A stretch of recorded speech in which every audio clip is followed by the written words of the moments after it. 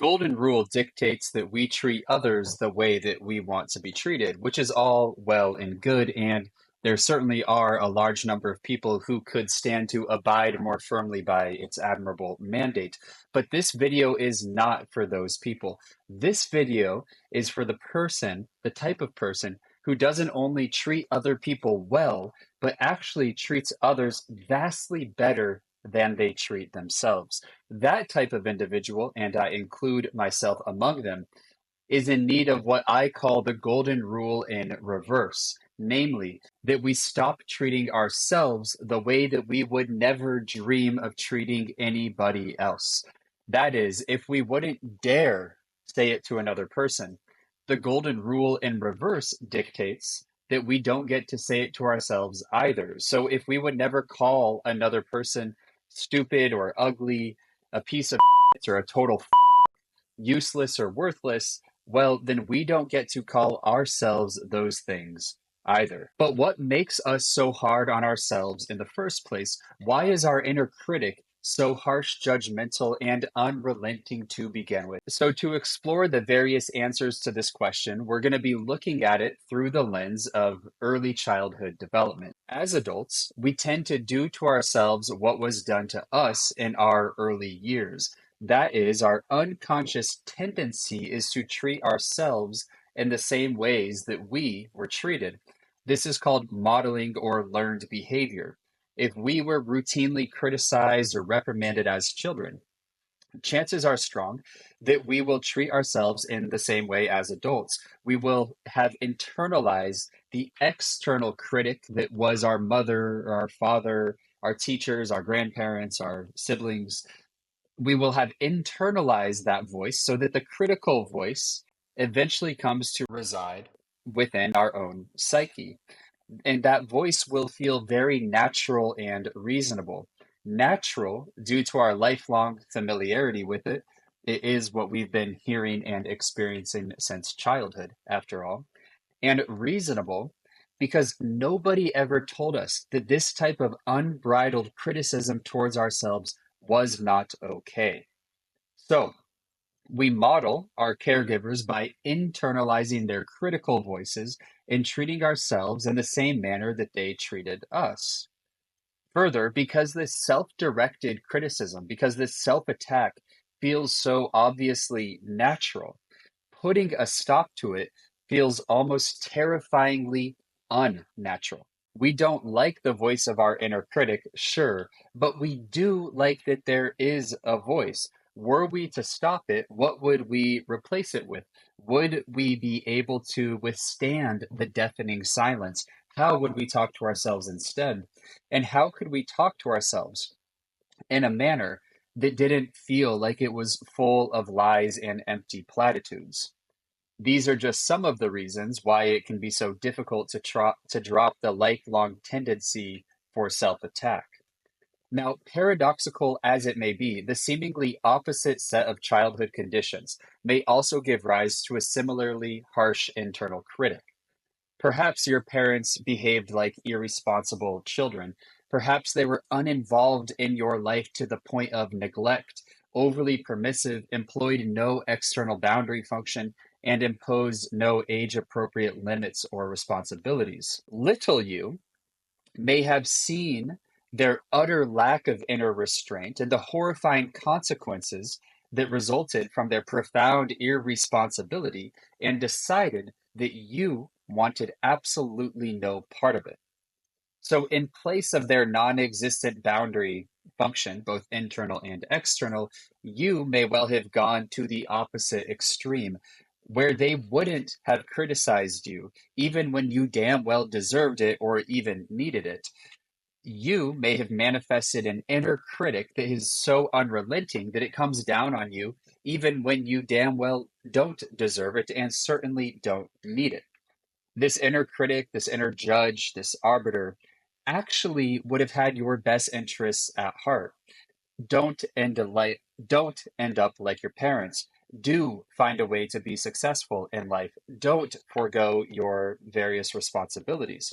But you wouldn't have known how to put the clamps on it, how to put the lid on it, how to put any limits on the harshness of that voice whatsoever. Now, in this case, relaxing or outright stopping the harsh voice of your inner critic as an adult is likely going to feel terrifying because you've come to equate it with success. Your unconscious fear is that if you stop the internal critique, you will wind up a failure like your parents before you. So even though the voice hurts in the moment, deep down you feel it to be absolutely vital and necessary to your livelihood. A third possibility for the existence of your self directed harshness, also rooted in childhood development, is the twisted and ultimately illusory sense of power and control that comes with it. Let's say we come from a less than ideal childhood, and most of our childhoods were, in fact, less than ideal. Life itself is, in fact, by and large, less than ideal. Well, when things went wrong, we may have developed an impulse to locate the reason for things going wrong within our own selves. If my parents didn't offer me the type of love and support that I longed for, I could very well have recognized that as their own shortcoming, and that's what they were. They were my parents' shortcomings. But that type of recognition would have required a willingness on my part and an ability on my part to acknowledge that my parents would never be capable of giving me the love and support that I so deeply desired. Now, that's a pretty painful and scary reality to acknowledge when you are a small and utterly dependent child. Most of us instead come to see our parents' lack of love in this example as our own personal problem. I have done something to deserve this treatment. If I can just figure out what that something is, and if I can figure out how to replace that old, not so good something with a better something, a better manifestation, then I can figure out a way to earn the love and support that I deeply long for, desire, and deserve. So, as long as I am the problem, there is a sense of hope. If I can control myself, I can control the situation. In this sense, I have at least a modicum of power. However, if I'm not the problem, but there still are problems, then hope has very little to stand on. I have to come face to face with my profound powerlessness and tolerate the pain that comes with knowing that, through no fault of my own, I'll never get what I most deeply want. As adults, giving up the inner voice that is dead set on seeing ourselves as the primary problem is, yet again, a terrifying prospect. It demands that we also give up the hope that, if only we could somehow work out ourselves, then we could work out everything else in the world or in our lives too. So this requires grief work. Stopping the internal critic means turning towards the grief that comes from the conscious recognition that life wasn't, isn't, and won't be all that we hope for, long for, and even deserve. So at this point, you're beginning to see a theme that's emerging. Our self attacks serve important but ultimately unnecessary emotional functions. They give us a sense of similarity, familiarity, and reliability. They serve as unconscious motivating forces behind our quest for success in the world. They generate a sense of hope that serves as a cover for a more profound sense of grief. There are, in other words, a whole host of very good reasons for not relaxing the internal tendency to criticize ourselves. The good news is that as we bring those previously unconscious motives for clinging to our internal critic into the light, we stand a better chance at actually moving on from them in a genuine and enduring way. Now, to end this video, I'd like to offer a metaphor. Imagine you're out at sea and the boat capsizes. You find yourself flailing frantically in stormy waters. In your panic, you'll grab onto anything that comes your way. You reach out your hand and you find a piece of rotten driftwood. It's not a lifeboat, but it will do. It smells bad, but it's better than nothing.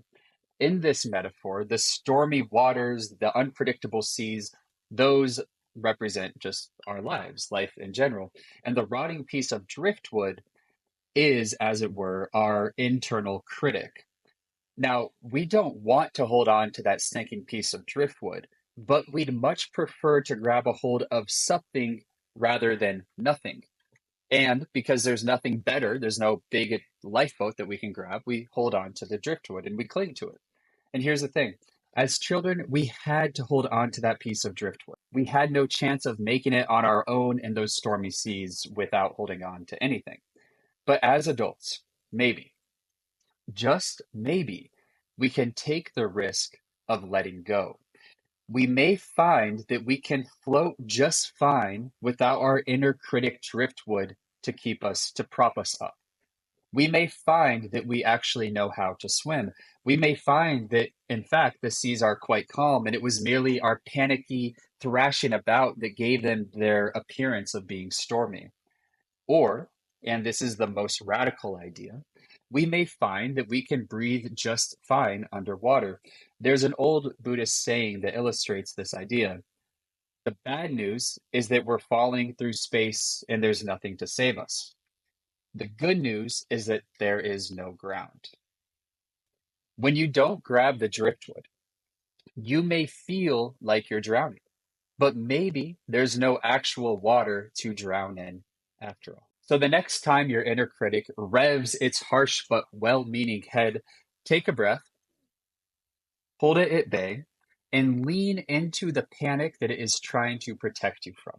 You may find that that panic isn't synonymous with legitimate threat. You may find that you can withstand both the unfamiliar and the fear that comes with and from the unfamiliar. And that on the other side of that terror is, in fact, profound peace and ease and contentment. But first, you have to be willing to let go of the driftwood to see what else is there.